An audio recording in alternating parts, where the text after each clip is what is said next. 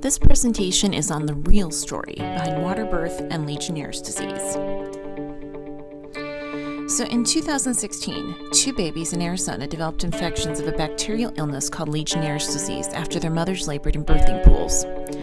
Both recovered after receiving antibiotics, but the internet has been abuzz, and some popular parenting magazines and newspapers have referenced the story as a reason why water birth or immersion during labor is inherently unsafe.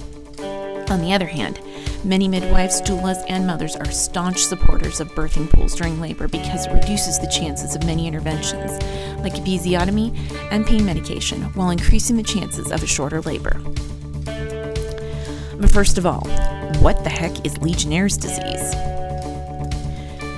Legionnaires' disease is a type of pneumonia caused by a newly emergent bacteria called Legionella. It was discovered in 1976 when several people became mysteriously sick at an American Legion convention. At first, epidemiologists thought it was an outbreak of the H1N1 strain of influenza that had been predicted.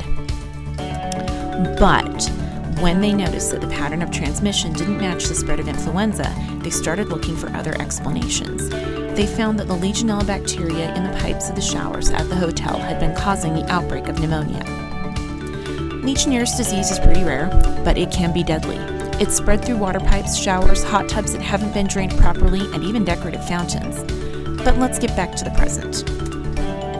The American Congress of Gynecologists and Obstetricians acknowledges that there are benefits to water birth, at least during first-stage labor. They also acknowledge that available evidence shows no increase in the risk of complications to mothers and infants who have water immersion in the first stage of labor. As for the second stage of labor, they know that there are some observed risks, though these are rare. The official quote from ACOG's 2016 bulletin is, "No increased frequency of adverse neonatal outcomes after second stage immersion or delivery while submerged was found by the 2009 Cochrane synthesis of randomized trials, one meta-analysis, or in an additional meta-analysis and systematic review." So the existing body of medical literature on water immersion during labor shows that there are no significant risks of laboring in water versus laboring on land in a hospital bed.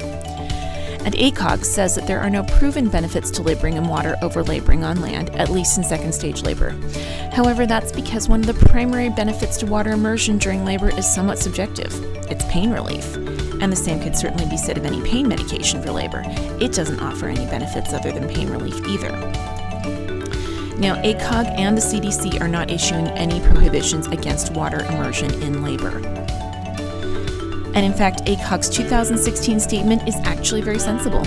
Facilities that plan to offer immersion during labor and delivery need to establish rigorous protocols for candidate selection, maintenance and cleaning of tubs and pools, infection control procedures, including standard precautions and personal protective equipment for healthcare personnel, monitoring of women and fetuses at appropriate intervals while immersed, and moving women from tubs if urgent maternal or fetal concerns or complications develop. In Arizona, health officials have distributed information about ensuring water birth safety to midwives. The risk for infection cannot be eliminated because of the need for warm tap water. But one simple way to reduce the chances of infection is to run hot water through the hose for 3 minutes before filling the tub to clear the hose and pipes of stagnant water and sediment. And it's also worth noting that epidural pain medication in labor has risks as well, like an increased likelihood of fetal distress, difficulty pushing, forceps use, C-section, and in rare cases even permanent damage to the nerves of the site where the catheter was inserted. So whether you choose an epidural or water immersion, there are risks to be aware of, and with either option, it's important to reduce the risks as much as possible.